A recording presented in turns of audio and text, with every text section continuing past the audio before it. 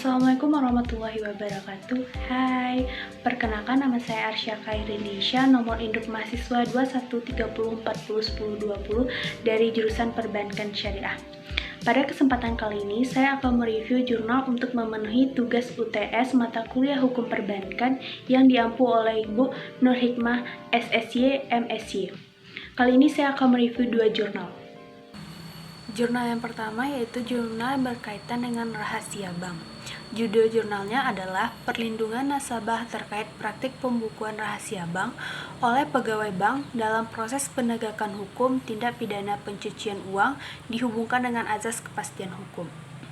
Nama jurnalnya yaitu Hukum dan Pembangunan Volume 48 Nomor 3 Tahun 2018 dengan jumlah halaman 20 halaman. Penulis dari jurnal ini yaitu Henry Agung Setiawan, Eti Mulyati, dan Ijut Tajudin. Jurnal ini menggunakan metode pendekatan yuridis normatif, yaitu yang dilakukan dengan cara meneliti bahan pustaka yang merupakan data sekunder. Nah, dengan tujuan penelitian untuk mengetahui bagaimanakah perlindungan nasabah dan bagaimanakah penegakan hukum terhadap pembukuan rahasia bank. Hasil dari penelitian jurnal yaitu kepercayaan para masyarakat pada lembaga perbankan tumbuh dan berkembang karena terdapatnya suatu unsur dan hubungan nasabah dan bank.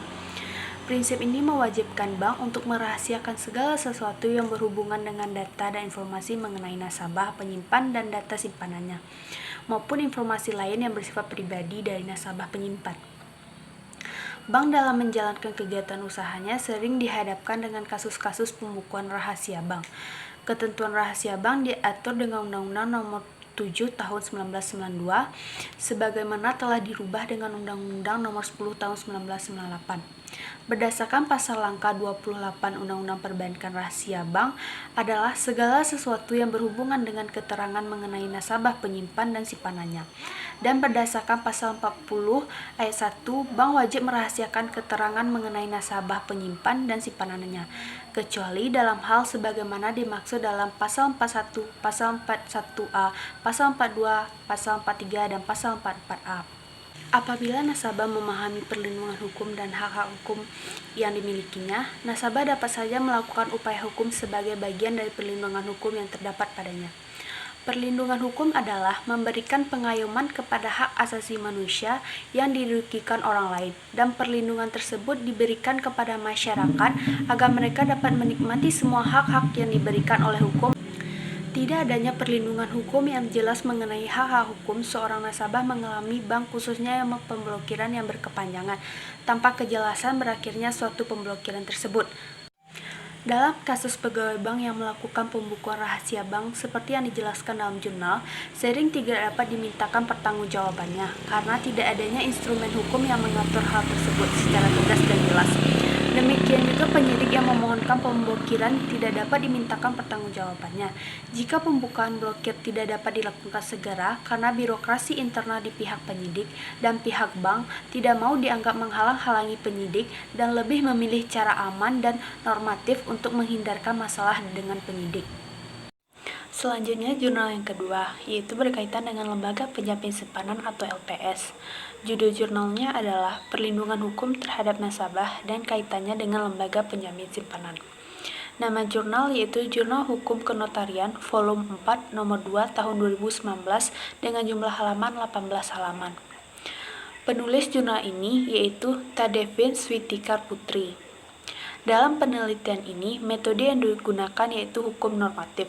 Metode penelitian hukum normatif diartikan sebagai sebuah metode penelitian atas aturan-aturan perundangan baik ditinjau dari sudut hierarki perundang-undangan, vertikal maupun horizontal.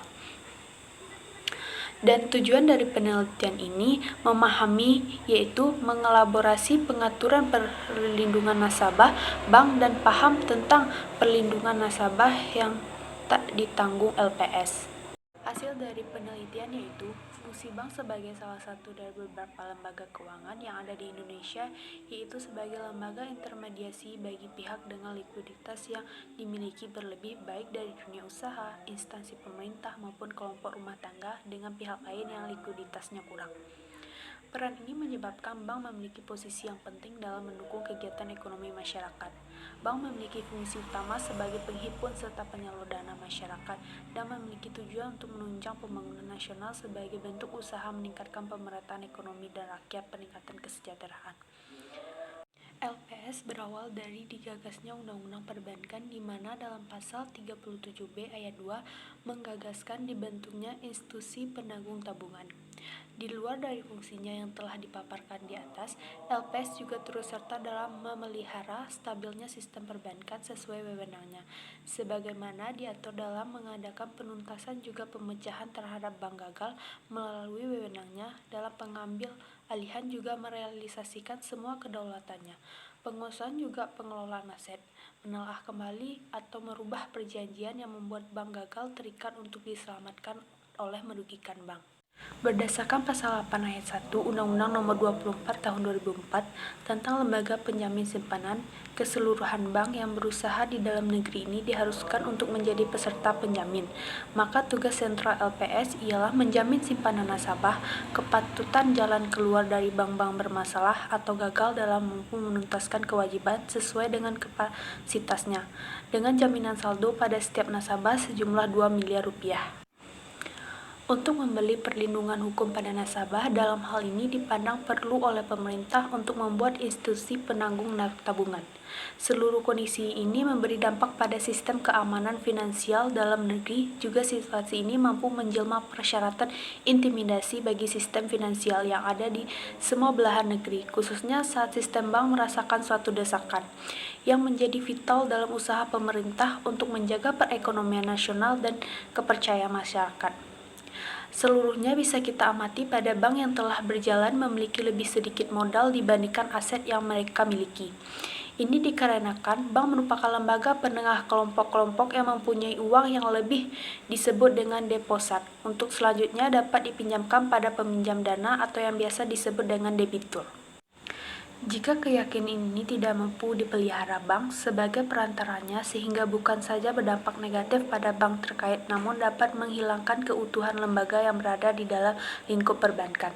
Dengan begitu, apabila fungsi lembaga sebagai mobilisasi dana ini hilang atau terhenti fungsinya, akan mempengaruhi pertumbuhan ekonomi timbul jika adanya pengarahan uang berproses dengan tempat signifikan. Dampak pada skema penjaminan yang dilakukan oleh LPS dengan dihapusnya pertumbuhan ekonomi dikarenakan guna dan realitis.